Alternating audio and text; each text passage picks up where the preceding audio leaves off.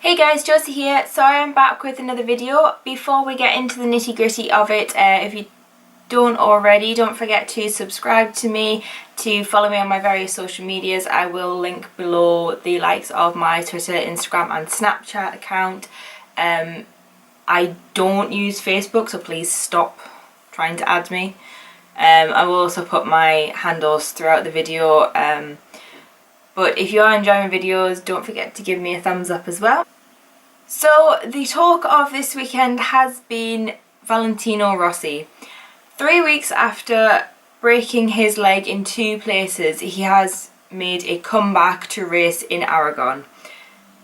To say this is almost superhuman would be actually an understatement. The fact he had a tibia and fibula fracture is nothing to take lightly. They are pretty big fractures. So the fact that he only did this 3 weeks ago and then has decided that just sitting out for one race, which unfortunately was his home race in Misano, is outstanding. Gotta feel for Michael van der Mark going out and thinking that he was going to be racing. He had this chance, he had it lined up, and then Rossi just is like, nah man, 3 weeks is sound with me. I'll be fine. I'll get on the bike. After seeing him on Friday when he was struggling to get down the stairs, he was wincing.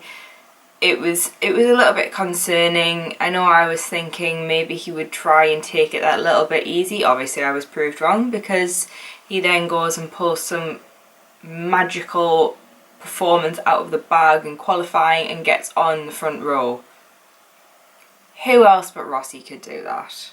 I mean, seriously, it is beyond amazing. But if you look at some of the MotoGP guys through from MotoGP to Moto3, they are pretty much superhuman. Some of the injuries that they sustain are phenomenal, and then they still come back a couple of weeks later or the next race and they're wanting to be back there. They're wanting to just like put it behind them and get straight back into it. The likes of, in Moto2, we've got Lorenzo Baldassarre, who had a spectacular crash in Assen, was knocked unconscious by his bike and ended up having a fractured wrist. He did sit out of the German Grand Prix at Sachsenring, but if you watched any of his social media, if you saw any of his pictures, any of his posts on Twitter, you will have seen the fact that he was so anxious to get back on the bike. He was on about how horrendous it was that to have this weekend without racing. He was watching the qualifying. I remember he put this on Instagram. He put a picture of him watching qualifying, and then he obviously had the summer break to recover more from this injury. So he had a good 6 weeks to recover, which I think is a pretty solid amount of time to be recovering from this. He didn't put any training pictures on, so I'm not 100% sure what exactly he was doing. He put a lot of pictures with his bike though. So you can imagine that he was probably doing something that he really shouldn't be with this fracture, like back on a bike somewhere. Much like Alex Marquez after he fractured 2 vertebrae in his spine at the Sachsenring.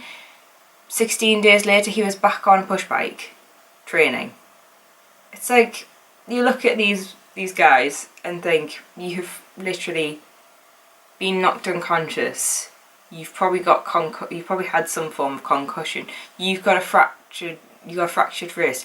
The likes of Alex, you've got a fractured spine, you have literally got a spinal injury, and you're like clawing at the walls to be back doing something, to be back on a bike in general. It is mental. It is superhuman. And then you've got Jorge Martin, who also had a crash at the Sachsenring and 12 days later was on a stationary bike training.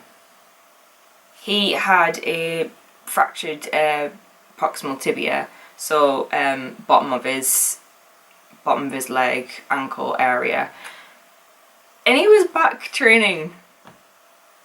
Like, how do you do it? I've had fractures. I've broken both my wrists. I had a cracked wrist when I was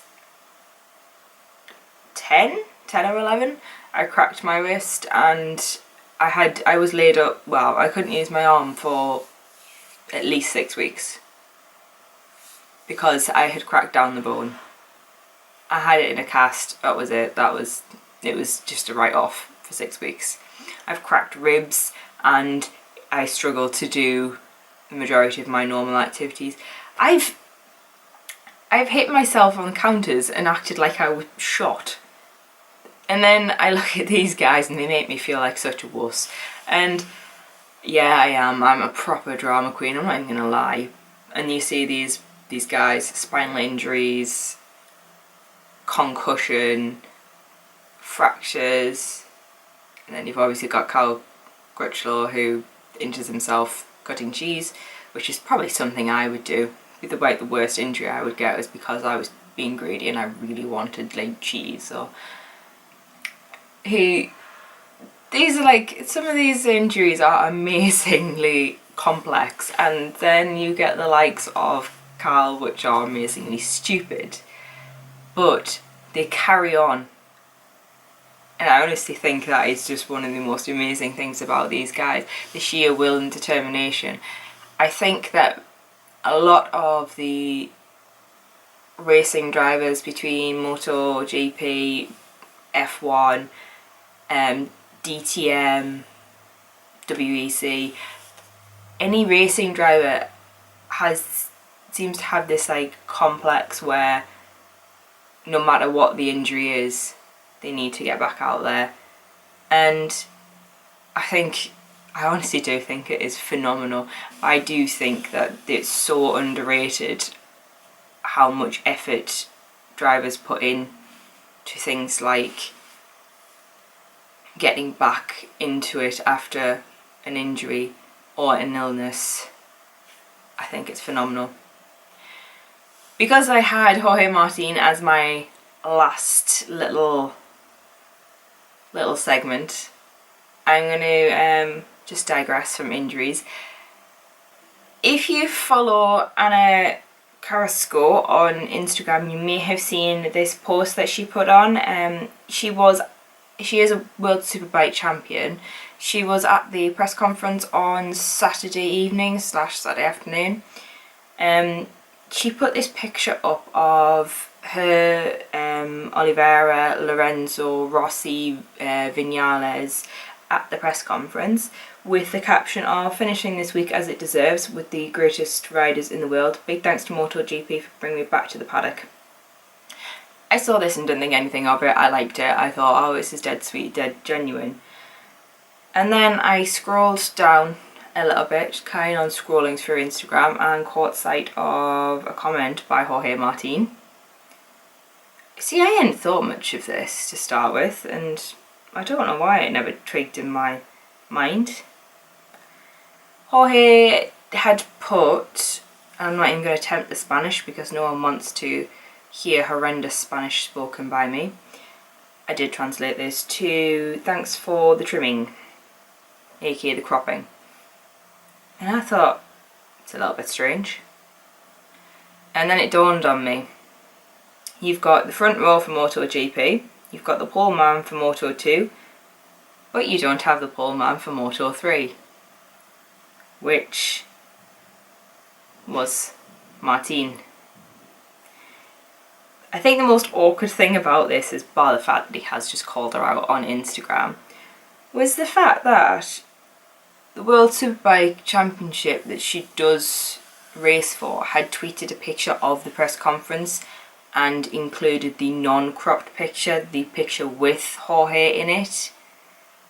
And I remember I was looking at this and I just thought, oh, that's so awkward.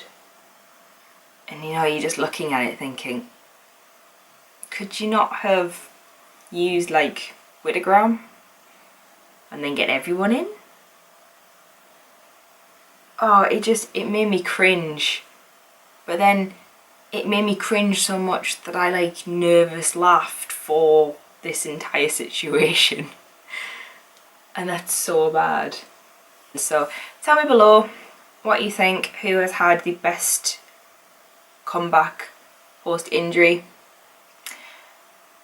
I am working full time, so I will be trying to do another video very soon.